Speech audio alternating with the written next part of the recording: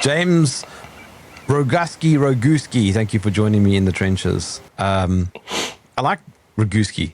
It reminds me of Top Gun, Mavericks. Sorry, Maverick's friend, Goose. There you go. Do you consider yourself a Maverick? Probably. I consider myself just seeking the truth. When I turned, I think it was 62, I'm 65 years old now, but a couple years ago at my birthday, somebody asked me, what do you do and how did you get into it? And they also asked me what my zodiac sign was. So I'm born in the end of April, and so I'm born into the sign of Taurus, the bull. And it wasn't until I was 60-some years old that I realized that I'm perfectly suited for what I do, which is whenever I step in some bullshit, I point it out. And there's a lot of it going around these days. And most of it is coming from our governments.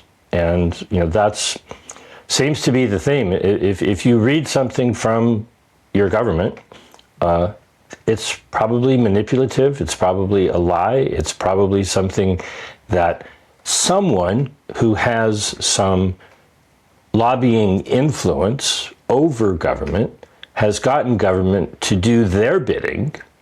And, the concept of the will of the people being done by the people that we hire to work for us, to participate in government, man, have we lost sight of that. It's a mess. It's an enormous mess. And I'm not going to pretend to say that I know the answer, because it is such a deep mess and the corruption is so deep. And so much of our lives is influenced by it. We have a problem, and many people understand that, and they're working very hard to try to find a solution to it. I don't think the solution is more government. I think the solution is hard. It's going to be very, very difficult to find, and it's going to require some dramatic, horrific changes. I'm not necessarily advocating, burning it all down and starting over, but I used to work in construction. And sometimes what you need to do is realize that the building is decrepit and it needs to be torn down. And you don't want to get caught in, the crumbling of the structure falling on top of you. But sometimes you need to tear it all down and start over. And we're pretty darn close to that place right now, all around the world, regardless of where you may be. So are you suggesting revolution rather than evolution? Revolution just means going around in circles and coming back to where you were. So we need a better word. We certainly need change. We need to look at the systems that are in place, whether it's health, which has been mostly my focus. Public health is a joke. That's probably mostly what I want to talk about with you.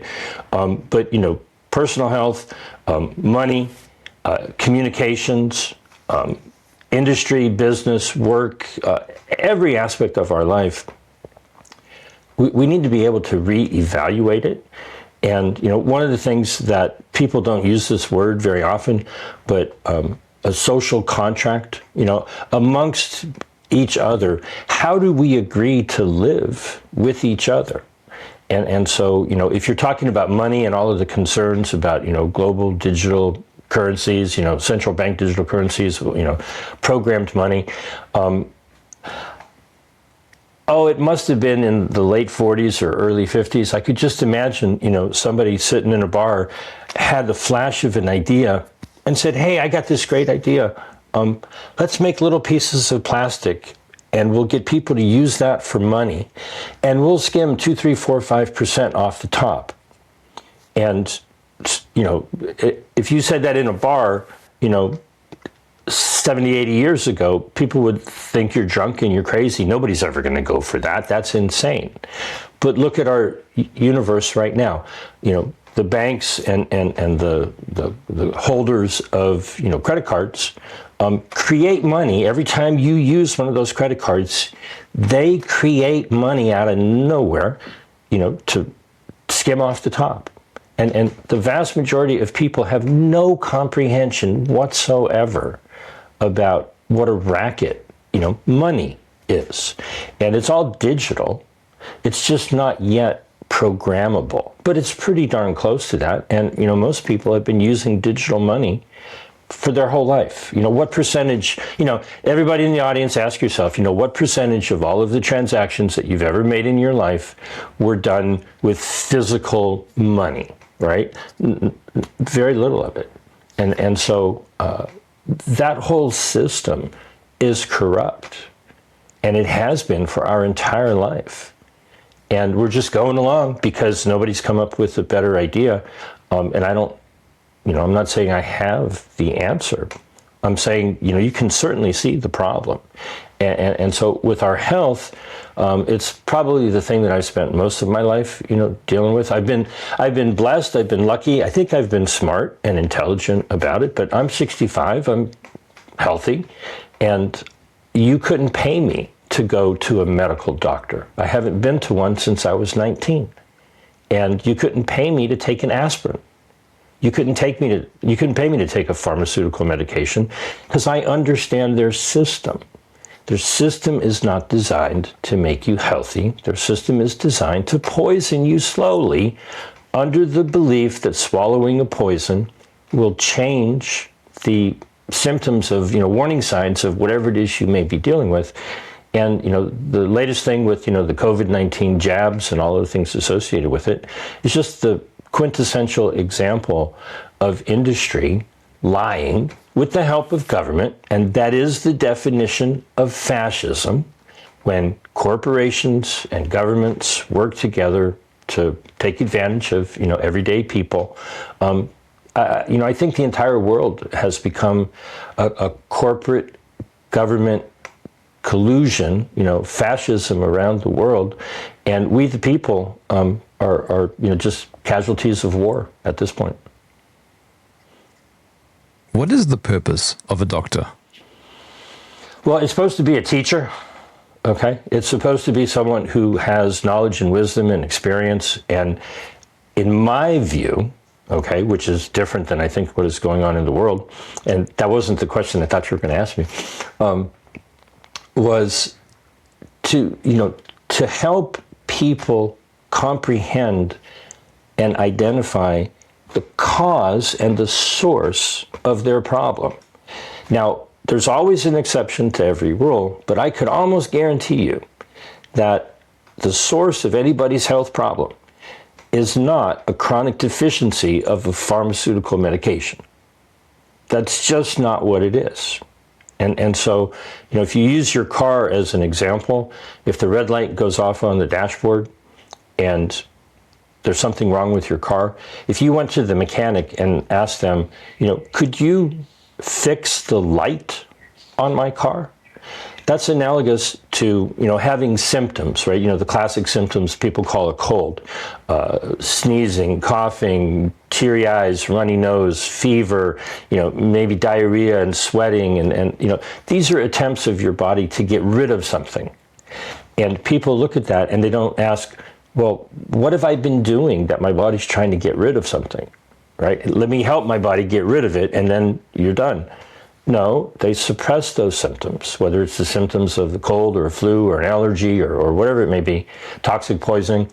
And so drugs just suppress the lights on the dashboard. If you're not feeling well, your doctor should ask you 1,000 questions and find out from you, what is it that you've been doing or not doing, what's in your environment, what's in your mind, what's in your psyche, what's going on with you as an individual, and you have to make those changes. Well, that's not their model.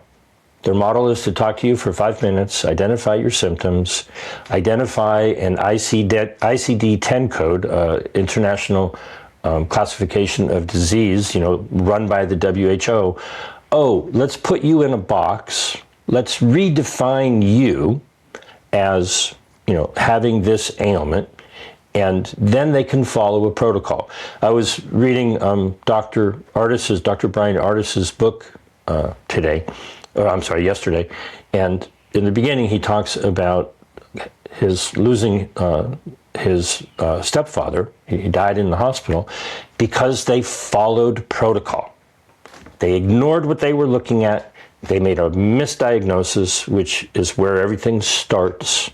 I joke that I was born with a terminal illness. It's called James Roguski syndrome. I've been managing it for 65 years. It's chronic. Eventually, it'll probably get me, right? But at the moment, I'm handling it pretty well. If anybody were to ever try to label me as being a cancer patient or a heart patient or diabetic or this or that or the other thing, they're not paying attention to you as an individual. And so if your doctor is paying attention to you and trying to help you figure out why you have whatever dis-ease you have, then maybe that doctor is worth, keeping. If they're just diagnosing you, which means two people don't know, die to a not gnosis to know. When you're diagnosed, it's just so that they can put in a form to get paid and follow a protocol that doesn't have anything to do with you. It's got everything to do with what drug companies say is going to hide your symptoms. And so, are there any doctors out there? There's maybe a few, but not in the medical pharmaceutical profession, that's for sure. Well, let me zoom out. What is the purpose of the WHO? Well, their stated purpose is to guarantee the right of health to everybody. And, health and health care are not rights. They are different. You are supposed to have the right to make your own decisions.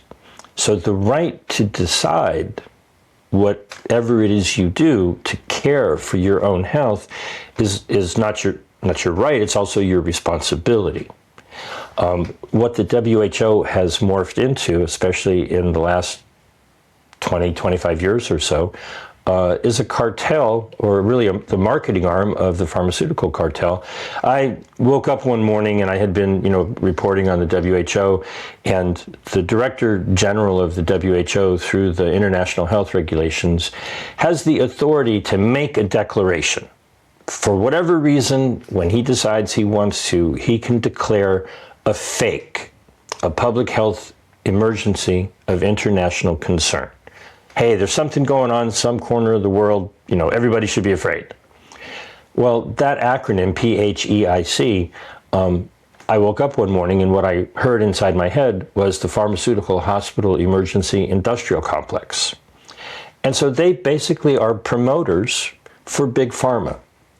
You know, because we've talked about it a number of times, I've reported on their negotiations for amendments to the international health regulations, and now they're in the middle, still, to this day, despite what people have reported, they're still trying to finish the negotiations for the pandemic agreement.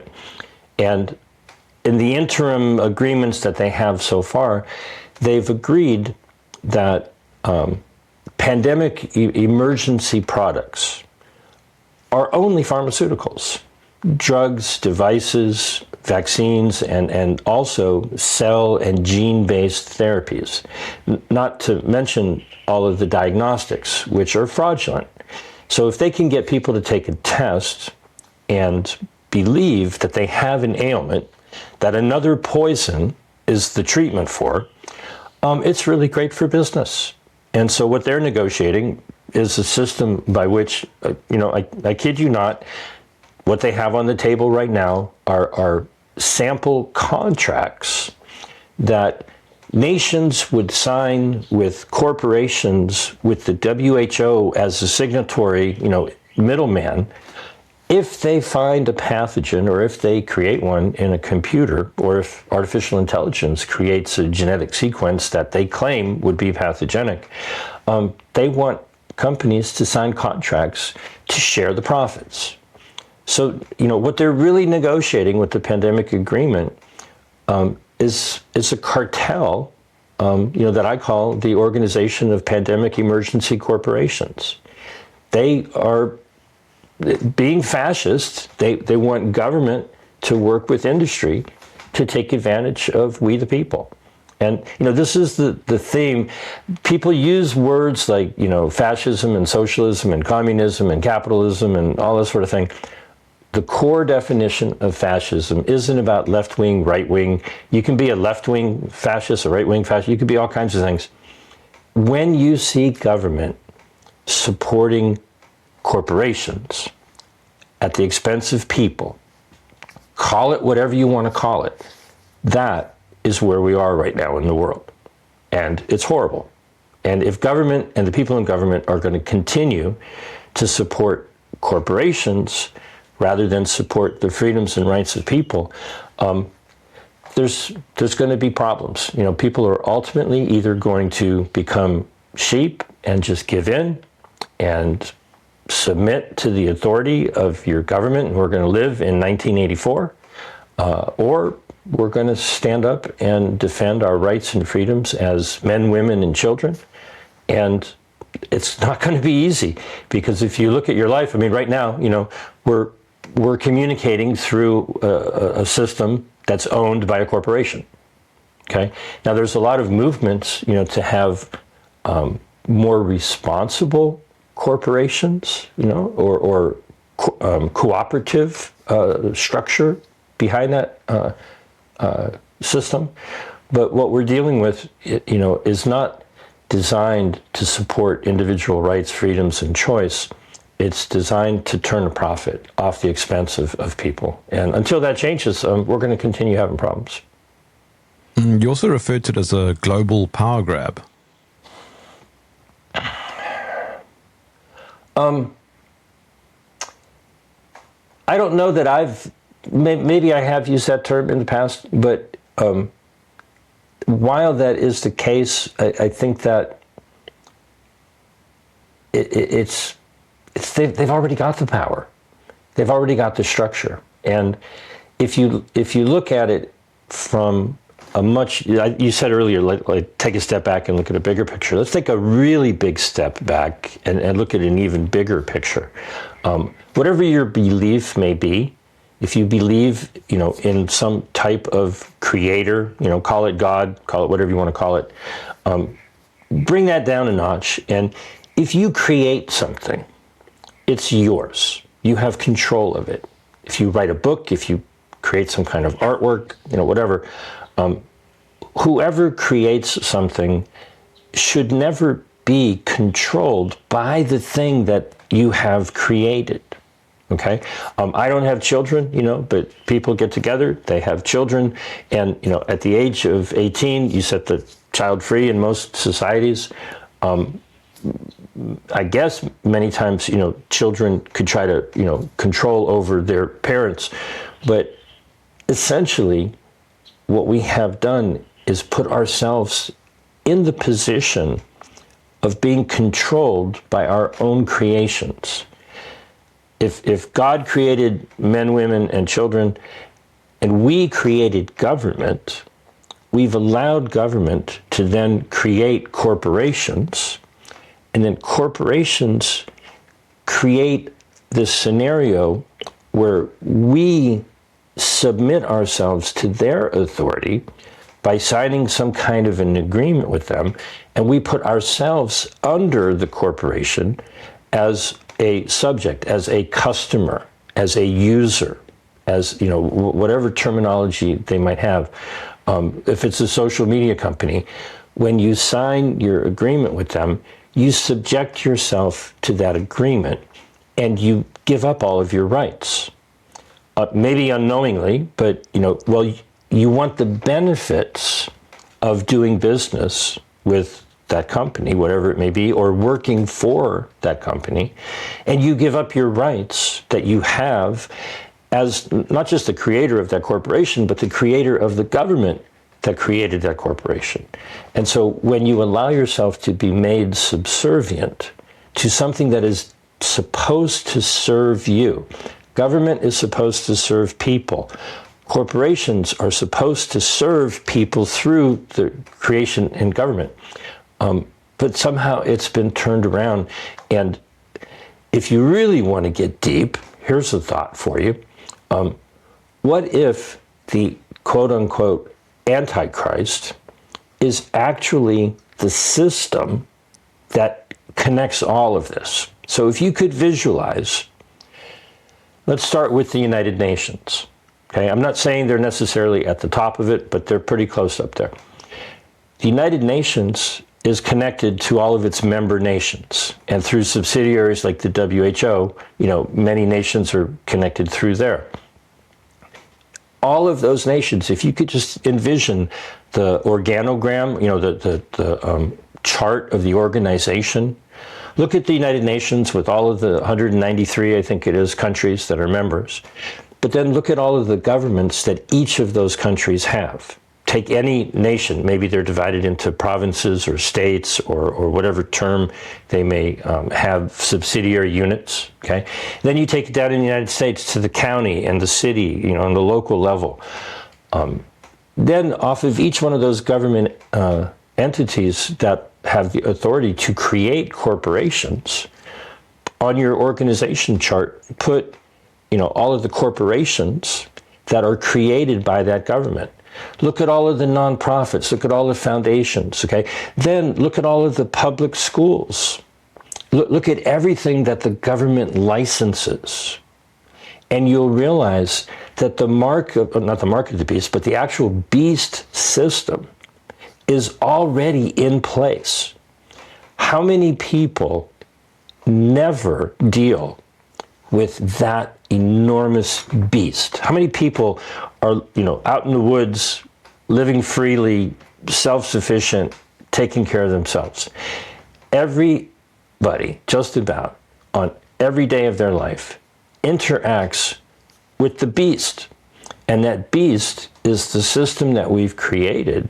And, no one government official, no prime minister, no president, no pope, forgot about churches and religion, add all of that in there too, right? That system should be seen as anti-freedom. And so, if the Christos, if Christ is, the bit of divinity that's inside of you, the Antichrist is the system that controls you, or attempts to. And so we deal every day with a system that is a beast. And who among us thinks that they have the power to slay that beast? You're lucky if you can hide from it now. It's got cameras everywhere. And so people are looking for, who's going to be born in the world and is going to be called the Antichrist. We've birthed the Antichrist for generations. It's the system that controls you. A lot of times, people will say, they, right? They are doing this to you, they are doing that to you. Well, who is they? They, somebody told me, a friend of mine, it's an acronym for the hierarchy enslaving you. That is the beast system. And until we understand that, whether it's the, South African or UK or Australian or Canadian or United States or Ukrainian or Russian government, it is the system. It used to be in the 60s, people would refer to it as the man. Okay. Well, maybe that's, sexist because women are part of that system as well. But the government, religious, corporate, banking, money system, the system is what is ruining our individual lives. Then you take artificial intelligence and put it on top of that, and global bank, central bank digital currencies and everything like that. It's just an adjunct to the system that we've been living under our entire life. Call it the Matrix if you want, okay? But it's a beast, and we need to slay it. And it's not going to be easy because we've all come to depend on it. How? You first have to understand that is what the problem is, okay? You're not going to elect new people to take a position and change the system. The system is the problem, okay? The corporate, banking, education, religious, government system on every level. Once you become aware that is the matrix, that is the beast, that is the system that is controlling your life, and you step up and you say, no, maybe not you, because the United States is about to celebrate its 250th, birthday next year. I wasn't around 250 years ago, so I didn't create it. But, proverbially, we, the people, created our government. It needs to be dissolved. It needs to be rethought. It needs to be reworked. It needs to be, I don't want to say burnt down, okay, because that implies violence, and ideally we can do this in a way that is not violent. And unfortunately, what typically happens in violent revolutions is they just put back a different version of the same damn thing, okay? What we need is to recognize the spark of divinity within each of us and respect it.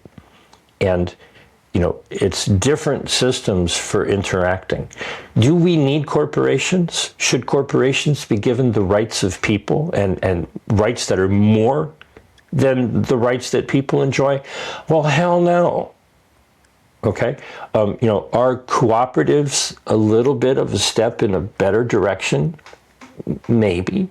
Okay? With religion, you know, whatever belief you may have, understand that belief is what you do when you don't know. So if you believe that somebody in an organized religion can lead you to God, well, that's a totally different thing than is taught in many religions, which is you need to find God and that inside of you. And so if you believe that nonprofit organizations, bringing this back to the WHO in these negotiations, there are 400 relevant stakeholders who are participating in negotiations that the vast majority of the world's population has no idea are even happening.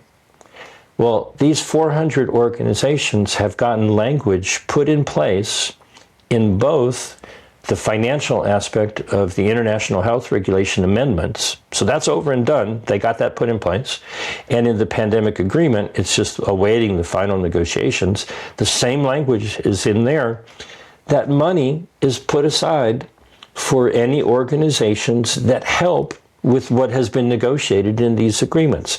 Well, the reason they want the pandemic agreement to go through is because they're going to be on the receiving end of a lot of the money that's going to flow through this cartel.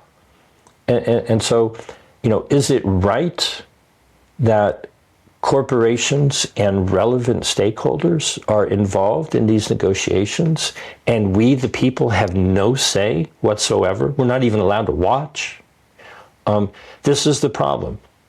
Our creations have taken control of our lives, and we need to assert our right and responsibility as the creator of government, which then charters corporations or nonprofits or religions or whatever. We have to stand above it and understand our place and not subjugate ourselves by, you know, signing contracts that give away our rights and freedoms for some, you know, benefit, whether it's a government benefit or, you know, some type of service from a corporation or whatever it might be. Okay, but then again, how? How do we do it? Well, you have to recognize the problem. Okay, if you think. Yeah, so let me be more specific. Okay, so we recognize the problem. Good. All right. Now what? I'm not pretending to be able to offer an answer for the entire thing. What I am saying is we need to start working on what I would call a new social contract. How do we want to deal with each other in a way that is different than government? What you're kind of alluding to then is kind of building communities and parallel networks and that kind of thing, which is the sort of thing that we've been talking about for years. If you could envision, certainly in the United States, whenever we seem to have some type of natural disaster, a flood, a hurricane, a tornado, earthquake, whatever it may be, the government agencies who are supposed to be there during the emergencies get in the way. They literally stop people from helping. Where, you know, people who have survived the tragedy, you know, they get their trucks, they get their boats, you know, they get whatever it is they need to do, you know, they donate money and supplies and they go into harm's way, you know, to get people out of danger, okay? we rely on each other because when it's most needed, government fails. And ultimately, there is an unspoken bond amongst people where, hey, you may not even know them, but you're able to help. You're in a situation where you're right there and you can help, so you do. And I think the vast majority of people, have that goodness in their heart, and they would certainly do that. Some people may try to take advantage of it, but the government just gets in the way. Okay? And so there was another word that you said that had me triggered off on another idea. Now I think I forgot what it was, where you had mentioned something. But the point is... I said parallel systems and networks. Thank you. And so do we need government, mind control, or do we need cooperation? Do we need a looser network where it's not that we hire and choose a representative to tell us what to do? That's not how government is supposed to be. It has morphed into that. And as long as people view government as that which controls your mind, okay? If we're even talking about government, we're barking up the wrong tree, okay? We need, a different type of organized social contract. And so, it's one of the things that I'm working on, newsocialcontract.com. I'll give you the link. You can put it in the thing. I'm not saying I have all the answers. I'm saying that in each and every aspect of existence, whether it's money or health or, education, communications, transportation, there are new methods that are available to us as technology and innovation comes forth. There's new things that we have to deal with that, the people who created our government 250 years ago had no idea these things were going to come up. We need new ways to organize our society, maybe where computers and artificial intelligence and robotics do a lot of the hard work, but if they are our creations, they have to be under our control, not under the control of an oligarch who owns a company, who got a government grant to do some research, to create some type of software or, robotics that then makes them, gobs and gobs of money while everyone else is unemployed and, begging just for survival. We need an entirely new and different organizational structure. And it's not government, and it's not corporations, and it's not religions. What might it be? Well, we have to put our heads together. We have to have those discussions. And you know me, I'll do it right now. I always give people my phone number. If this is a topic that you want to discuss, give me a phone call. I'm in California, so you may have to do a country code to, United States, but my phone number in California is 310-619-3055. Put it in the notes for the description of the video. I'm not saying I have the answer, but I'm saying that I can identify that we're not going to find the answer in government and corporations and religions and nonprofits and all of the structures that we have. Those structures have become the proverbial, beast that is controlling our lives. And none of us really are able to live freely as long as that beast survives. We need to slay it. We need to create a new system that respects our rights and is of benefit to each and every one of us, while giving every person the freedom to live their lives the way their spirit inside tells them to live. You talk about creating the system, and I'm just wondering, James, if some of it is by design, some of it's by emergence. By emergence, can you explain what you mean by emergence? Do you mean by emergency, by necessity, or just? No. Sure it came to be. It came to be organically. Well, is there a large mind behind the beast system that has put ideas into people so that we think we've built it, but it's been built by a greater intelligence than each and every one of us. So, you're really getting into some esoteric stuff that I'd love to talk about. I'll ask you and your audience a question that I think opens up some curiosity. Where do you believe ideas come from? Do you own your idea? Did it come from you? Did you create it?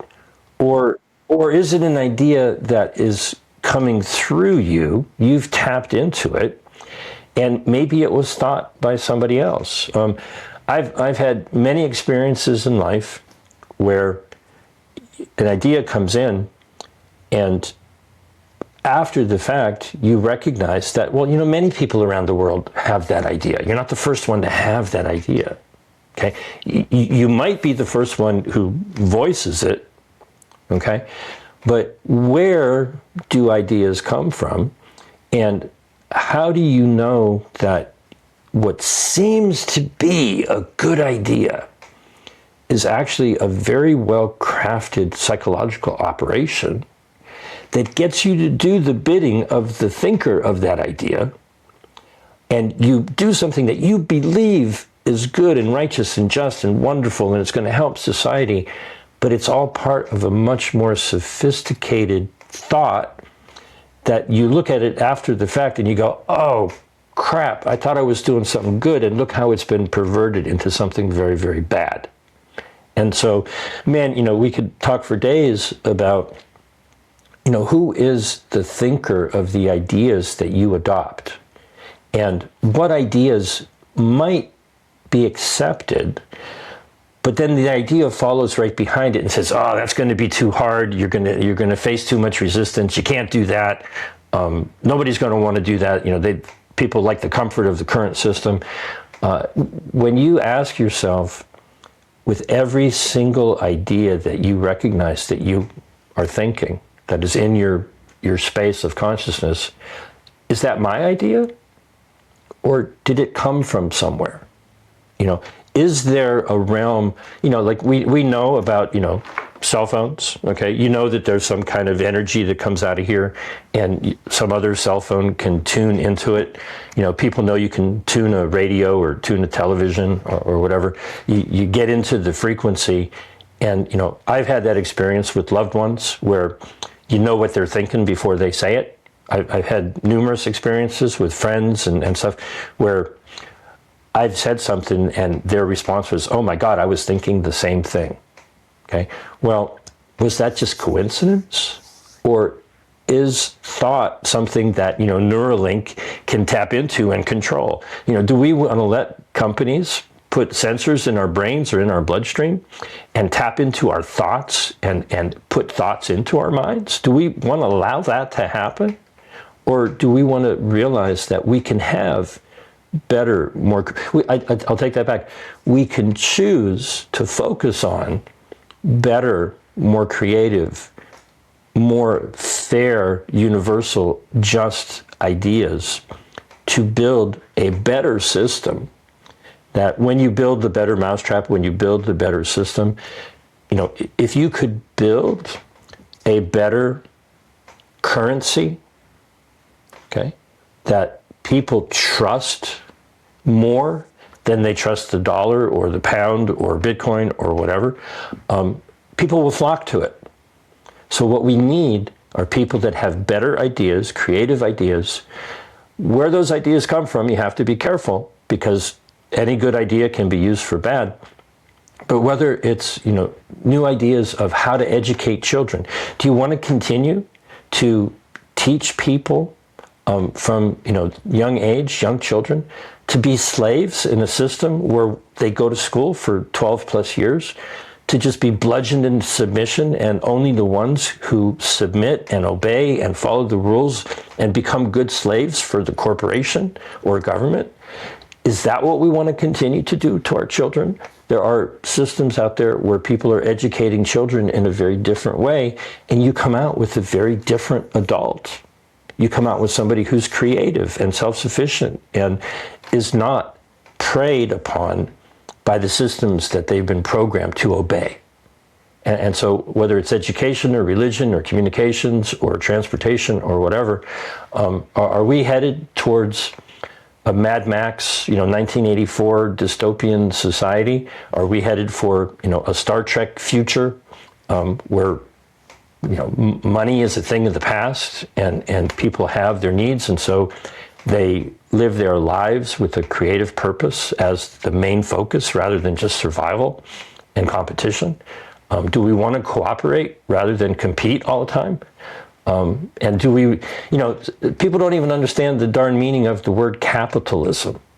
Capital is the means of production.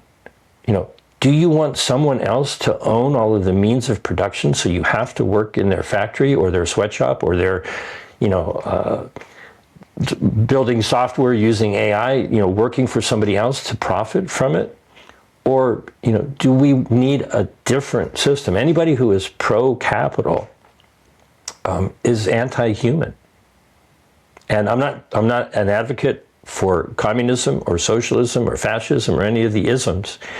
We need new ideas to have a new system that maybe hasn't been defined yet, so it doesn't have a name. And if anybody wants to talk about that, boy, that would be spectacular. James, we got your speeches there for a moment. No, don't play devil's advocate. I refuse to advocate for the devil. You can take the other side of the discussion and challenge my ideas, but don't advocate for that guy. I don't support that. You're suggesting that new ideas is what are needed, is what is needed. Hold on.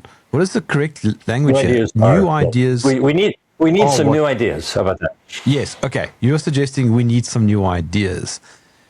Could it also be argued that some old ideas are great and also could be readopted? I think of, for example, my grandparents. They had wisdom that I don't think I have. And perhaps their grandparents had wisdom that was lost, and so on. I will certainly go down that path and agree that there are many ideas that have been lost and need to be re-recognized, I guess. One of them, I can turn and go outside in my yard. I've spoken of this, maybe not with you, but with other people numerous times. I live in the Los Angeles area. We have a very small, not a tiny home, but a very small home. It's only about 1,000 square feet. Our yard is only about 1,000 square feet. That's pretty small for a yard, okay? I think I have 16 or 17 fruit trees that grow in my little yard. It's a jungle, okay? All of the greenery that grows beneath those trees are what most people would call edible weeds. Things like stinging nettle and mallow and dock and dandelion and nasturtium and lamb's quarters, and people who are into gardening and foraging will understand.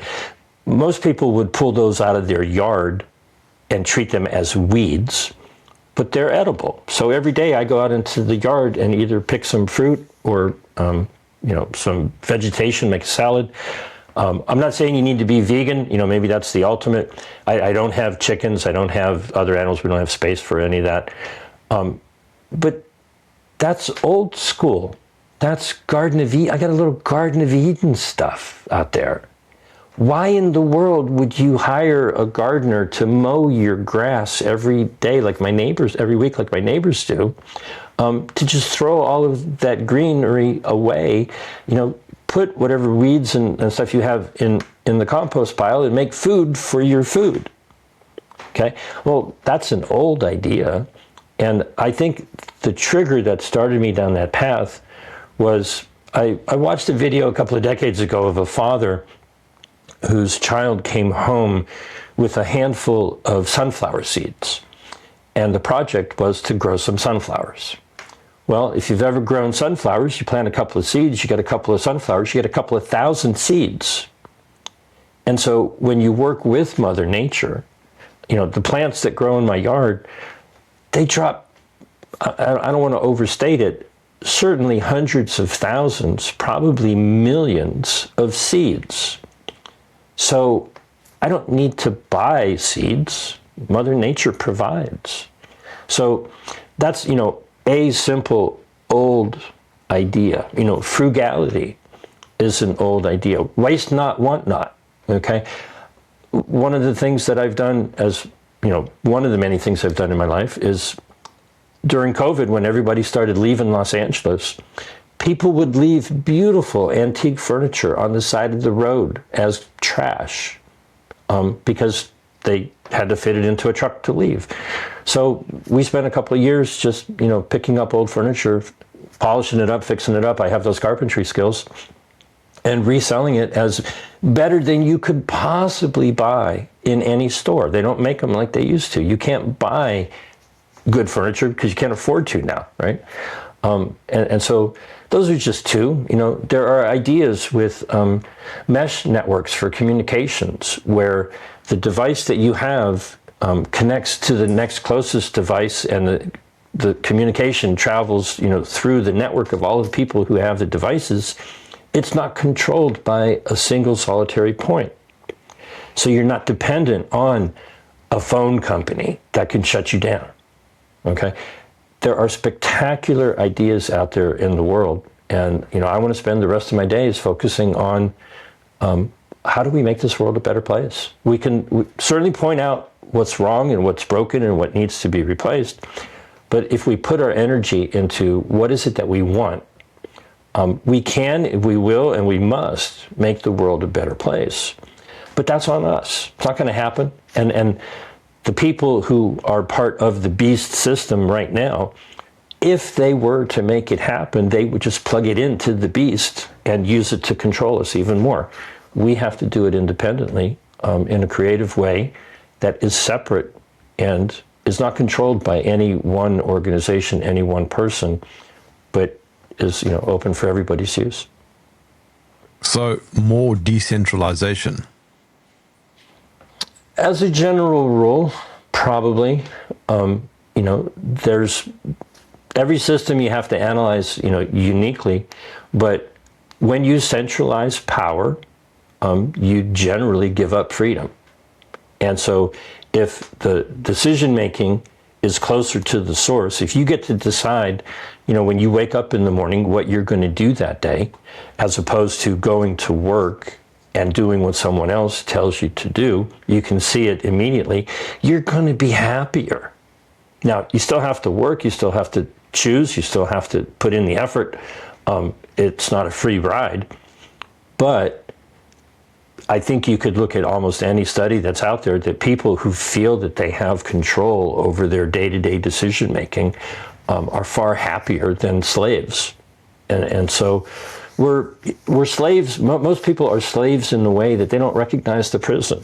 They don't recognize that the job or the belief structure or the educational system that they're part of actually controls them. And there are people who are just out of control. And, part of the problem is to give freedom with the understanding that there will be people who abuse that freedom. And we have to have systems in place to stop the abuse of that freedom. But what we have in place now is a system that causes people to want to rebel because it's so constrictive. You can't keep people in a cage for very long. Some of them will rebel.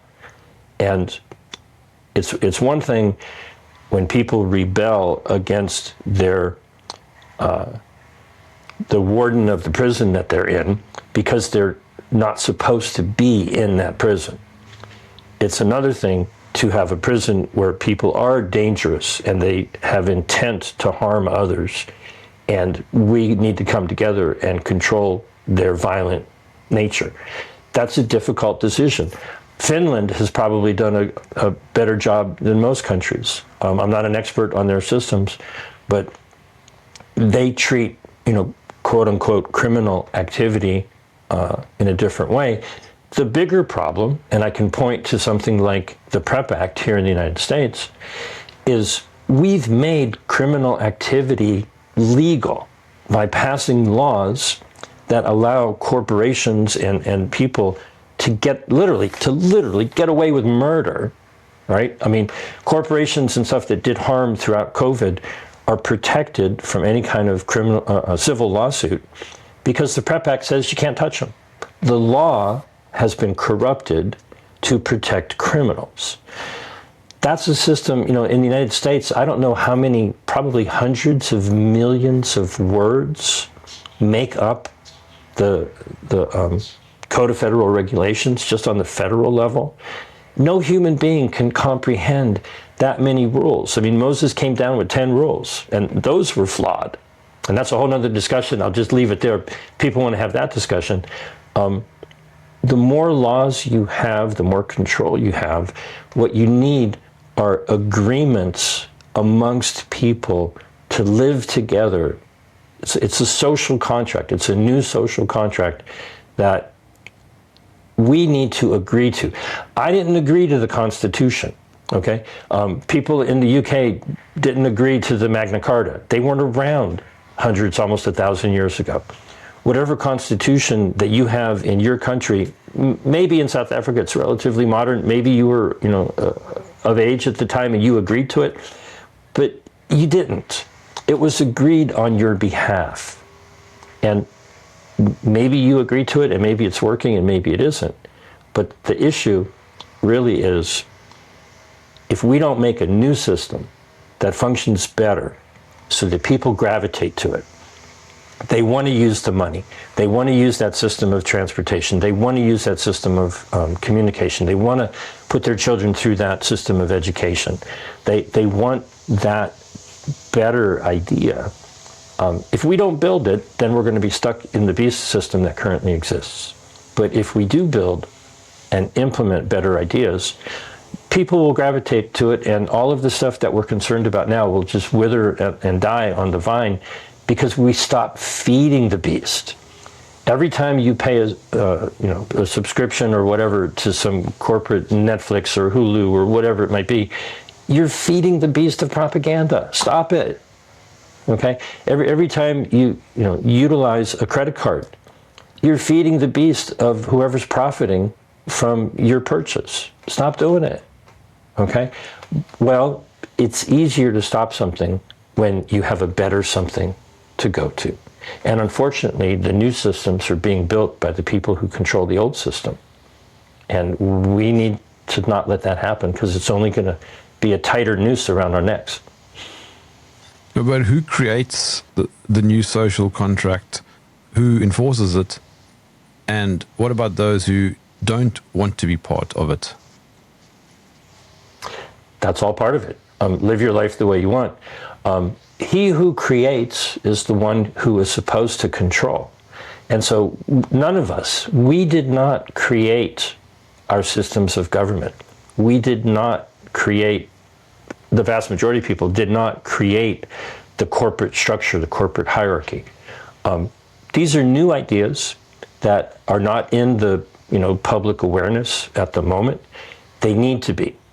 And so, I'll give my phone number again, 310-619-3055. You can find all my work on jamesroguski.substack.com. Reach out to me if you want to work towards a better future. I'm not saying it's going to be easy, but it's looking like if we don't do it, it's going to get really very, very difficult. And the system that is currently in place is growing exponentially. It's already entrapped the vast majority of humanity, but there's still a better way. There's still a way to build a better future, and we need new ideas, and those will come from sources who are not currently in power. They will come from regular people who accept a thought from wherever thoughts come from, accept a new idea. If you share it and it's a good idea and you can turn it into a functional reality, if it truly is a good idea, people will join in. You can't make them, but if you have a better idea, people will gravitate to it. How can my audience follow you? I've got about 24 websites. So, a newsocialcontract.com is one of them. But I think that what we need more than anything is for people, don't follow me, connect with me. Okay? It's not leader and follower, it's connection. So everybody already has my phone number, 310-619-3055. Send me a text message. If you're not in the US, use Signal or Telegram or WhatsApp. It's all the same phone number. You can find me that way. Let's connect and communicate. It's not follow the leader. It's come together as equals and discuss ideas and choose the ones that we think are feasible and go forward into a better and brighter future. James Roguski, thank you for joining me in the trenches.